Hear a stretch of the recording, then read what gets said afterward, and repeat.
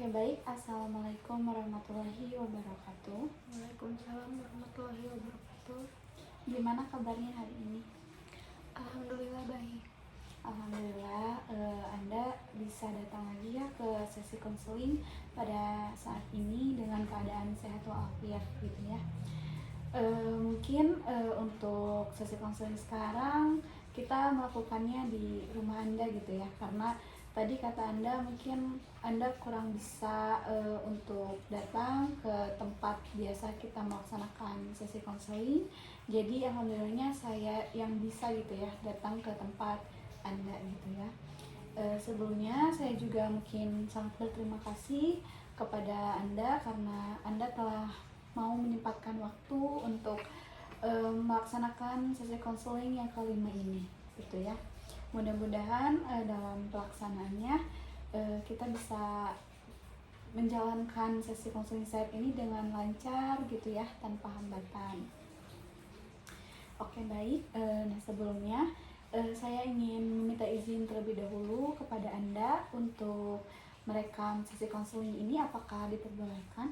Iya, silakan. Oke, baik. Terima kasih. Nah, sebelumnya, apakah posisi duduk Anda sudah membuat Anda nyaman? Sudah. Dan apakah posisi duduk saya sudah membuat Anda nyaman juga? Sudah. Oke, baik.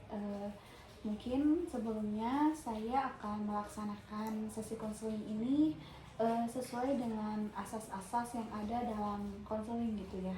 Mungkin pada sesi sebelumnya sudah pernah saya jelaskan kan ya mengenai asas-asas yang ada di konseling.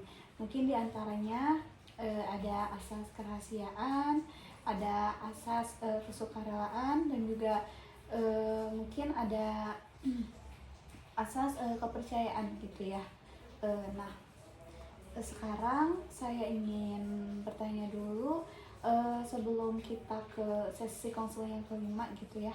Terakhir kali pada sesi konseling yang keempat, Anda berada pada skala 8 ya? Iya, waktu sesi konseling sebelumnya saya berada di skala 8. Oke, baik.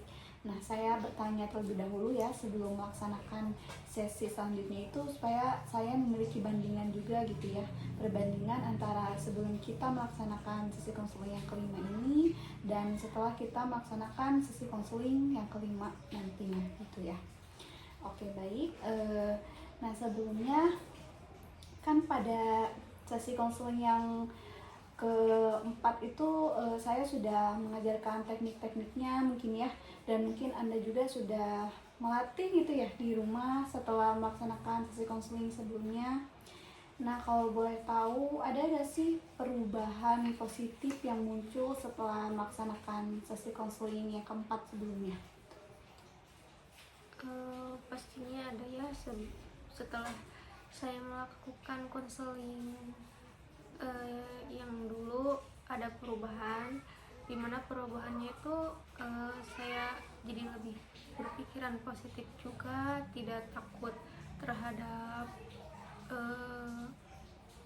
kayak kejadian buruk yang akan menimpa saya, dan udah lebih jarang untuk berpikiran negatif juga, dan lebih tenang jika menghadapi suatu permasalahan yang datang atau yang ada gitu di hidup saya. Oke, baik. Jadi setelah Anda melaksanakan sesi konseling sebelumnya gitu, sekarang Anda memiliki perubahan yang lebih positif lagi ya. Tadi saya dengar itu sangat senang gitu ya, banyak sekali perubahan-perubahan yang terjadi setelah kita melaksanakan sesi konseling pada sebelumnya gitu ya. Mungkin diantaranya Anda menjadi bisa mengontrol diri Anda gitu ya, bisa berpikiran, bisa bertindak lebih positif lagi gitu. Dan mungkin kalau misalkan ada permasalahan yang muncul gitu ya, Anda bisa lebih tenang menghadapinya gitu ya. Alhamdulillah, itu sangat perubahan yang sangat perlu diapresiasi oleh saya gitu ya. Nah, kan Anda sekarang memiliki perubahan yang lebih baik ya, perubahan yang positif. Tentunya hal itu kan bukan semena-mena datang langsung perubahan itu kan. Pasti sebelumnya ada usaha-usaha yang Anda lakukan gitu. Nah, kalau boleh tahu ceritain nih, gimana sih usaha-usaha apa aja yang Anda lakukan gitu, sehingga sekarang Anda bisa mendapatkan perubahan yang lebih positif lagi dari sebelumnya gitu. Jadi saya berusaha untuk selalu berpikiran positif juga, terus memperbanyak aktivitas-aktivitas di luaran daripada sendirian gitu. Jadi memperbanyak aktivitas agar pikiran saya juga teralihkan, jadi yang asalnya berpikiran negatif tetapi dengan banyaknya aktivitas yang saya jalani jadi terfokuskan pada aktivitas tersebut atau pada kesibukan yang saya jalani. Dan saya berusaha juga untuk selalu bersikap tenang, santai gitu jika ada kejadian yang membuat saya itu kaget ataupun yang buruk lah gitu. Jadi saya bisa bertindak dulu sebelum berpikir seperti itu. Oke, baik. Mungkin usaha-usaha yang Anda lakukan itu diantaranya seperti Anda memperbanyak aktivitas yang positif gitu ya. Dan juga mungkin hal tersebut itu membuat Anda lebih bisa untuk berpikiran positif lagi gitu. Yang asalnya mungkin ada aja gitu ya, berpikiran negatif menjadi teralihkan ke hal-hal yang positif gitu ya. Dan juga mungkin akibat dari semua latihan yang sudah saya pernah ajarkan gitu ya, yang sudah pernah kita praktikkan, Anda setiap ada persoalan ataupun permasalahan, mungkin Anda lebih bisa untuk mengontrol diri Anda dan juga lebih tenang untuk menghadapi masalah-masalah yang datang gitu ya pada Anda. Mungkin hal tersebut sangat baik ya. Hal tadi itu bukti bahwa Anda itu selama kita melaksanakan sesi-sesi sebelumnya berarti Anda benar-benar paham gitu ya. Dan juga mungkin latihan-latihan yang saya minta untuk Anda lakukan setiap setelah melaksanakan sesi konseling, mungkin Anda mempraktikannya betul-betul gitu ya. Dan juga niat perubahan dari diri Anda itu sangat kuat gitu ya, sangat terbukti gitu ya. Oke, nah dari sana kan berarti kita tahu bahwa mungkin tidak menutup hal kemungkinan gitu ya kalau Anda itu bisa berubah lagi jauh lebih baik ke depannya gitu ya, selagi kita mau mengusahakan hal tersebut gitu. Oke, baik. Nah di sini mungkin sekarang saya akan sedikit menjelaskan gitu ya, ataupun bisa dibilang mempraktikkan gitu ya, analogi furnitur rumah gitu ya. Nah di sini mungkin saya ingin Anda gitu ya membayangkan juga, diibaratkan ada sebuah rumah nih ya, rumah yang begitu besar, mewah gitu ya, dan bahkan mungkin dibangunnya itu sudah habis bermiliar-miliar rupiah gitu ya. Namun misalkan saya mengisi rumah mewah tadi itu dengan furnitur-furnitur yang mungkin bisa dibilang itu seperti barang bekas, bahkan mungkin ngambil dari rongsokan nih, ataupun barang yang ada di jalan aja saya isi gitu ke dalam rumah tersebut. Nah menurut Anda apakah rumah mewah, megah, dan juga mungkin bisa dibilang mahal tadi setelah diisi dengan furnitur barang bekas tadi akan menurunkan nilai ataupun pandangan mewah rumah tadi atau tidak? Tidak. Tidak. Nah kalau boleh tahu alasannya kenapa?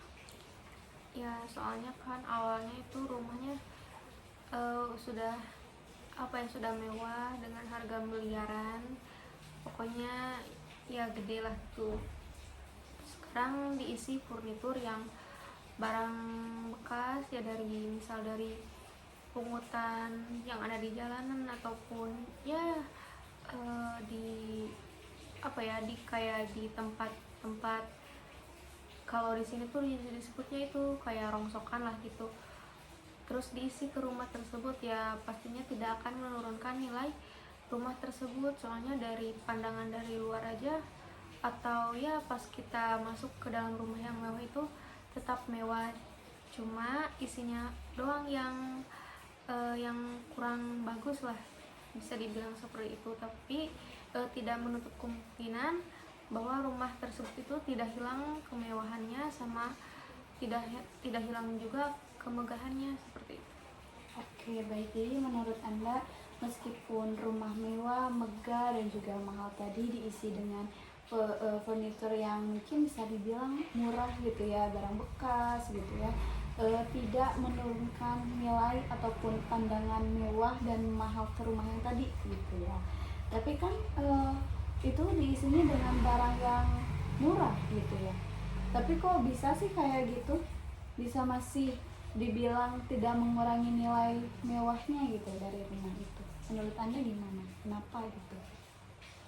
Ya soalnya dari awal juga rumah tersebut itu dibangunnya sudah mewah megah gitu, jadi punya nilai tersendiri lah, mana harganya juga mahal, tapi isinya doang gitu yang bekas atau yang murahnya, tetapi tidak dengan pondasi rumahnya. Soalnya dari awal juga pondasi rumahnya udah dirancang sedemikian mewahnya, sedemikian megahnya, jadi isi dari rumah tersebut itu tidak mempengaruhi nilai si rumah tersebut, baik dari ya kemewahan, kemegahannya tidak akan tidak akan menghilangkan kemewahan atau kemegahan rumah tersebut seperti itu. Oke, baik. Jadi ketika tadi rumah yang mewah itu diisi dengan furnitur yang mungkin bisa dibilang murah, tidak mempengaruhi nilai tersebut karena dari awal saja mungkin sudah terlihat gitu ya bahwa rumah itu memang fondasinya sudah mewah dan juga mungkin mahal gitu ya. Nah, kalau diibaratkan nih sama kita nih, ibaratkan kalau rumah mewah tadi itu Anda gitu ya, dan furnitur bekas yang tadi kita isi ke dalam rumah mewah itu adalah pikiran Anda, perasaan Anda, dan juga peristiwa-peristiwa mungkin kegagalan yang pernah terjadi di hidup Anda gitu ya, masalah-masalah yang pernah datang di hidup Anda. Apakah hal itu semua, pengalaman buruk itu semua akan mengurangi nilai pada diri Anda gitu? Pastinya tidak mengurangi nilai diri saya, tetapi itu tuh bagaimana pintarnya kita mengelola pengalaman buruk atau kejadian buruk yang pernah menimpa diri kita. Tetapi pada pengalaman buruk tersebut tentunya pertama kali kita akan merasa terpuruk, soalnya ya belum terbiasa juga. Tetapi hal tersebut itu tidak menutup kemewahan atau ya kemegahan pada diri kita tersendiri, tetapi itu tuh cuma faktor pikiran sama pengalaman yang kita rasakan, dan itu tuh gimana ya, gampang sebenarnya, tinggal menstabilkan diri sendiri, terus ya membuang pikiran-pikiran negatif tersebut. Tetapi ya bagi sebagian orang juga tidak bisa semudah itu, soalnya ya pasti banyak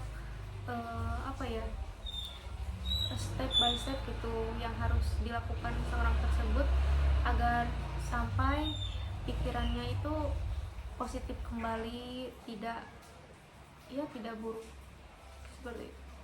Oke, baik. Jadi menurut Anda, jika diibaratkan Anda itu sebagai rumah mewah tadi, dan pikiran, perasaan, dan pengalaman buruk yang pernah terjadi di hidup Anda adalah furnitur rumah tadi, Anda berpendapat mungkin ya bahwa semua hal itu tidak mempengaruhi nilai pada diri Anda gitu ya.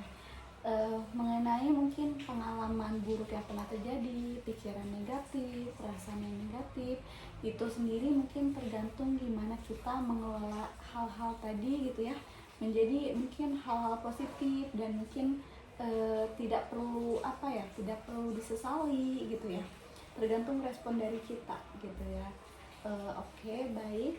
Tadi pendapat Anda sangat bagus ya, karena memang dari pengibaratan tadi gitu ya, bisa disimpulkan gitu ya bahwa diri kita itu tidak turun nilainya gitu ya, diri kita itu tetap berharga meskipun mungkin dengan segala pengalaman yang pernah terjadi pada kita gitu ya. dan juga hal-hal negatif yang pernah kita rasakan, pernah kita pikirkan gitu ya, tidak mempengaruhi nilai-nilai hidup, nilai diri kita gitu ya, mohon maaf, nilai diri kita akibat permasalahan tadi gitu ya. Oke, mungkin menurut Anda nih dari praktik tadi gitu ya, dari pengibaratan tadi, hal-hal positif apa yang bisa Anda dapat atau Anda simpulkan gitu? Ya, jadi dari penganalogian rumah mewah dan furniturnya barang bekas, saya di sini bisa menyimpulkan ya, mau semewah atau semegah atau sebesar apapun itu, jika ya diisi oleh barang bekas ataupun dengan pikiran-pikiran atau pengalaman yang buruk, hal tersebut itu tidak mempengaruhi nilai dan keberhargaan diri kita gitu.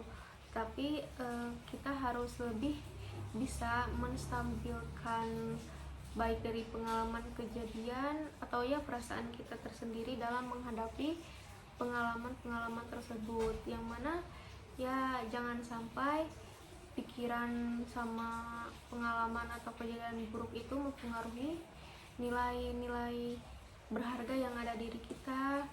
Tapi kita harus sebisa mungkin membuang pikiran-pikiran buruk, terus ya pengalaman yang sudah menimpa kita, agar tidak menutup keberhargaan diri kita gitu. Dan harus selalu berpikiran positif juga, yang mana ya pikiran negatif terus ya pengalaman buruk yang dulu membuat mental kita atau ya pikiran kita menjadi ngedown, menjadi negatif, pokoknya menjadi menjadi buruk lah bagi diri kita sendiri, yang mana yang sebelumnya kita itu berharga, dan keberhargaan diri kita itu tidak gampang untuk didapatkan, pastinya sangat sulit, tetapi masa iya mau diruntuhkan atau dihalangi oleh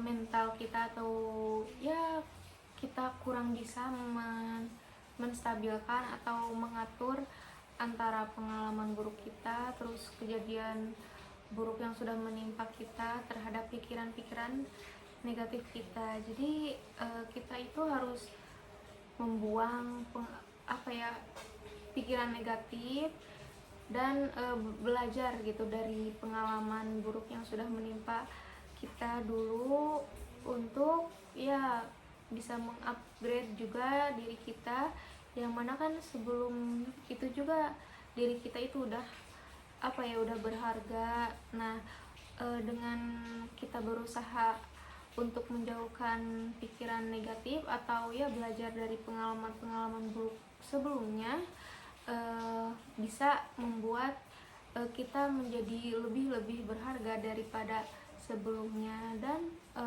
akan menaikkan juga kualitas diri kita gitu kan, daripada waktu dulu yang mana ya sempat agak kehilangan arah juga seperti itu. Oke, jadi kesimpulan yang bisa Anda ambil itu sangat baik ya. Tadi saya dengarnya Anda sangat bisa dengan detail gitu ya, dengan rinci menjelaskannya gitu ya. Jadi mungkin setelah apa yang sudah kita praktikkan tadi, analogi furnitur rumah yang sudah kita praktikkan tadi, Anda bisa mengambil kesimpulan bahwa mungkin kita itu harus bisa lebih mengontrol gitu ya, bagaimana kita berpikiran gitu ya, bagaimana kita merespon terhadap apa yang sudah terjadi gitu ya, baik itu mungkin kejadian yang negatif, kejadian buruk yang mungkin bisa diibaratkan kalau dulu itu Anda merasa terpuruk gitu kalau misalkan itu terjadi, tapi berbeda dengan sekarang, mungkin saya lihat Anda itu bisa lebih menghargai terhadap diri Anda gitu ya. Jadi meskipun berbagai kejadian buruk yang pernah terjadi dalam diri Anda tetap bisa untuk menghargai diri sendiri gitu ya. Tetap tidak mengubah pandangan kepada diri Anda sendiri gitu, nilai berharga yang tertanam di dalam diri Anda sendiri gitu ya. Alhamdulillahnya mungkin Anda sudah bisa gitu menyadari dan juga bisa memahami gitu ya dari apa yang sudah kita praktikkan tadi gitu ya, membuat mungkin dari sekarang membuat Anda lebih pintar gitu ya untuk bisa merespon setiap apapun yang terjadi dalam hidup Anda gitu ya. Dan yang paling penting mungkin semua hal yang sudah terjadi tidak membuat diri Anda itu merasa kalau diri Anda itu rendah, tidak ada nilainya gitu ya. Nah, mungkin dari praktik yang sudah kita laksanakan tadi, ada gak sih pertanyaan yang ingin Anda tanyakan terlebih dahulu gitu? Mungkin ya saya ingin bertanya, bagaimana jika diri kita itu di sewaktu-waktu mengalami kejadian buruk lagi, yang mana hal tersebut itu lebih parah dari sebelumnya dan diri kita itu tidak bisa merespon atau mengontrol hal tersebut, yang mana ya mempengaruhi ke diri kita sendiri juga. Pokoknya hampir menurunkan nilai atau keberhargaan diri kita sendiri. Itu bagaimana caranya seperti itu? Oke, baik. Nah, tadi Anda bilang kan jika ada permasalahan gitu ya yang mungkin lebih istilahnya lebih berat gitu ya dari permasalahan sebelumnya yang pernah Anda hadapi gitu ya, dan membuat Anda mungkin bingung dan kesusahan untuk merespon keadaan tersebut gitu ya, gimana caranya gitu. Nah, sebelumnya kan pada sebelumnya juga ketika Anda berada di diri yang mungkin belum ada muncul permasalahan gitu, kemudian waktu itu pernah ada muncul permasalahan, ujungnya kan Anda bisa menghadapi hal tersebut kan, meskipun mungkin melalui proses yang sangat berat gitu ya untuk diri Anda, tapi akhirnya Anda bisa menyelesaikan permasalahan tersebut gitu ya. Anda bisa merespon dengan baik ujungnya apa yang sudah pernah terjadi gitu ya. Hal itu juga sama jika mungkin kedepannya misalkan ya, namun saya harap tidak ada gitu ya. Kalau misalkan kedepannya ada permasalahan yang lebih berat lagi gitu yang muncul, kan sebelumnya saya sudah mempraktikkan mungkin ya beberapa teknik-teknik yang bisa untuk Anda praktikkan gitu. Jikalau kedepannya Anda itu ada permasalahan yang mungkin sangat sulit dan Anda mungkin mulai bingung untuk meresponnya gimana gitu ya. Nah, Anda bisa coba praktikkan teknik-teknik yang sudah pernah saya ajarkan gitu ya. Dan yang pertama, kunci yang paling penting juga itu mungkin kepercayaan diri Anda gitu ya.